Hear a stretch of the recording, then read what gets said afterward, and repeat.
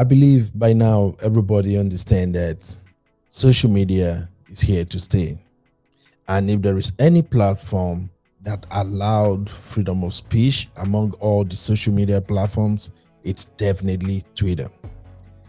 So last week, Jeff Bezos and the Nigerian professor Ayan were trending. Why?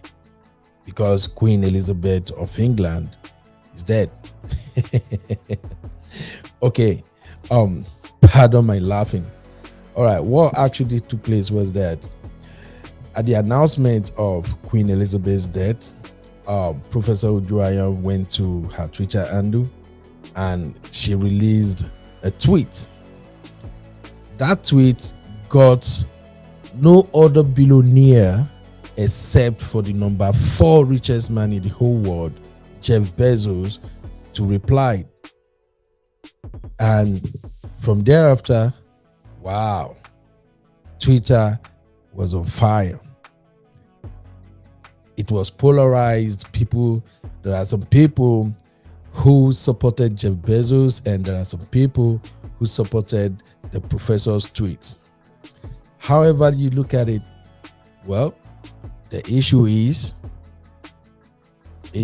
Professor Uju wrong to have expressed herself?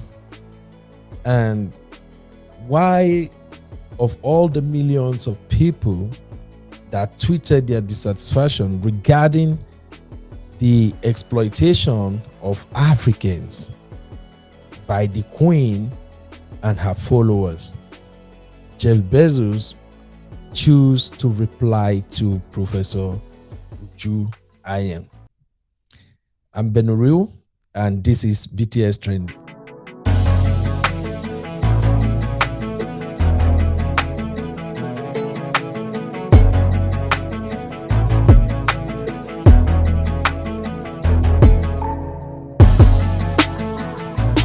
Gonna look at what exactly took place as I take you through the slides of all the drama that involved last week. So here, as you can see, oh wow, perfect match. Honestly, I still can get my brain around the fact that Jeff Bezos chose to reply to Professor Uchu's tweet. And if you missed it, here is what actually happened. After the news broke that Queen Elizabeth is late, Professor Uju went to her Twitter handle and she tweeted this: I had the chief monarch of a thieving, raping, genocidal empire is finally dying. May her pain be excruciating. Now, based on this tweet, it's like it wasn't announced yet that the Queen has passed, but already she's at the last stage, and probably those who are privy to the inner workings of the royal family knew that she's dying.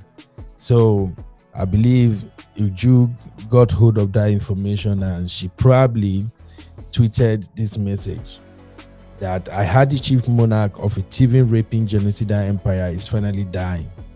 May her pain be excruciating. Or may her pain be excruciating. Then she went ahead and probably we have two people have been responding or replying to that tweet. Then she released another tweet where she said, I am not wishing her death. She's dying already. I'm wishing her an agonizing, painful death, like the one she caused for millions of people. Wow. Right? I can hear some of you say, wow. Okay. This actually kind of touched Jeff Bezos, and Bezos went to his own handle and replied to the tweet.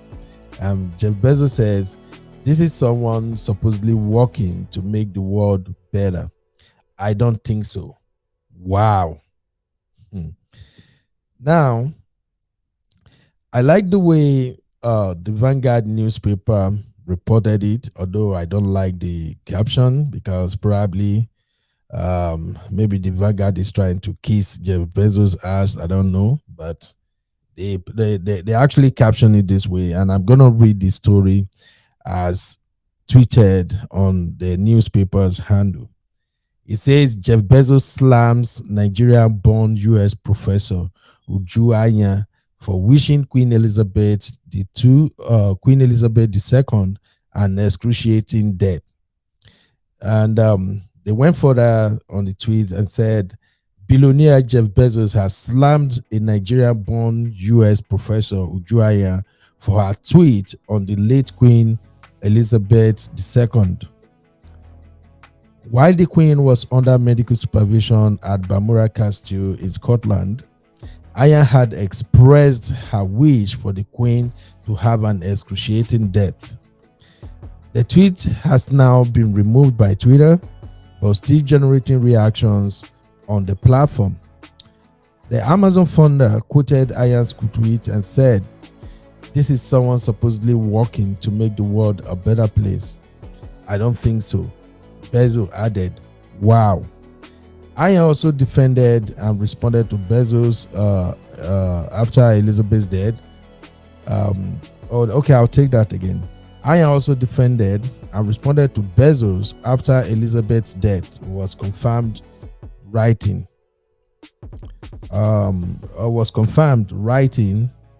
"May everyone you and your merciless greed have harmed." Let me hide this. "May everyone whom you and your merciless greed have harmed in this world remembers you as fondly as I remember my colonizer." So, when Bezos replied to Ayan's tweet, she now reminded Jeff Bezos that apparently Bezos was coming after her because she's a black woman. And that's when she retweeted another tweet by by an American senator, a white American senator, who tweeted something similar. And here is what she said: "You are talking to a Jew because she's black. I thought by now you would be replying millions of her type." And Aya is making that reference to Dien Sear. Or is it Dien Sear? I don't really know how to pronounce that name, but I know she's in US Senate. What did Dien said? Dien said, "Why are we Americans who had a revolution against the British Empire flying flags at half-mast in memory of one of the great genocidalists of all time?" This was interesting, honestly. And in the same vein, Bada Bing also tweeted, "If Jeff Bezos is appalled by Twitter's reaction to the death of Queen Elizabeth, just wait till Jeff Bezos sees Twitter's reaction to the death of Jeff Bezos."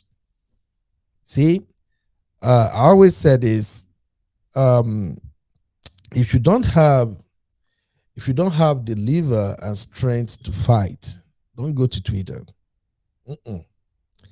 Twitter isn't for everyone. If you want to be on Twitter, you have to develop thick skin. Because, my friend, if you're on Twitter and you just tweet sporadically without construct or anything, people are going to come after you. You will receive a lot of backlash left, right, and center. And that's what happened in the case of Jeff Bezos. It is not my opinion. It is what people tweeted. I'm just reading it. So, Jeff Bezos is kind of, can I say, he has sympathy for the Queen? Maybe because they are both white. Yeah, let's just put it that way. But there are people who has some issues with what the queen has done in her lifetime. And that's why a lot of people expresses their dissatisfaction with how she probably managed her empire. A popular activist and one of the honorable members of South African government, Julius Malema, he also tweeted, "God, good radiance. Only one remains in SA." Now, of course, if you are familiar with South African stories, you already know where that is coming from. Many other people took to their Twitter handle and they also expresses their opinion as regard the drama between Jeff Bezos and Professor Uchu. Jasmina said, "Dear white Europeans, you do realize that black people won't mourn when another colonizer dies. She is old enough. Finally, let her and the whole colonial system go in peace." Again, y'all can see that Professor Ayan isn't the only one who seems to have some issues to grind with the queen. Jeremiah Warren said, "The queen isn't going to see your jokes about her, but your friends who are 150-year-old genocidal racist British colonialists will." And lastly, Wagatwe, I don't know if I'm getting right, but let's say Wagawe, a lady tweeted and said, "Of course, Bezos is defending a racist, genocidal queen and targeting an African woman in the process. Gross." Well, following the backlash and people from all walks of life expressing themselves here and there, the employer of Professor Ayan, that is the Carnegie Mellon University, put out a statement, and it's read, a statement regarding recent social media post by Uju Ayan. "We do not condone the offensive and objectionable messages posted by Uju Ayan today on her personal social media account. Free expression is core to the mission of higher education. However, the views she shared absolutely do not represent the values of the institution, nor the standards of discourse we seek to foster." I kind of like this statement because, to be honest, the tweet by Dr. Ayam seems harsh. Okay. But at the same time, I appreciate the fact that the institution respect the rule of law and they uphold the constitutional right of an American to express themselves. So kudos to the university. Let's move on.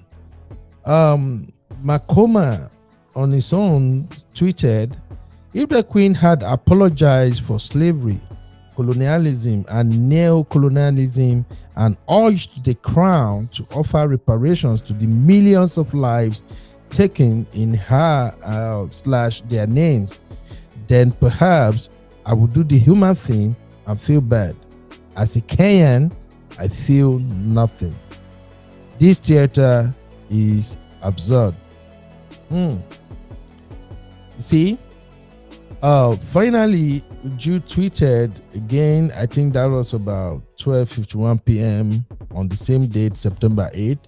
She said, "If anyone expect me to express anything but disdain for the monarch who supervised a government that sponsored the genocide, that massacred and displayed half my family, and the consequences of which those alive today are still trying to overcome, you can keep wishing upon a star."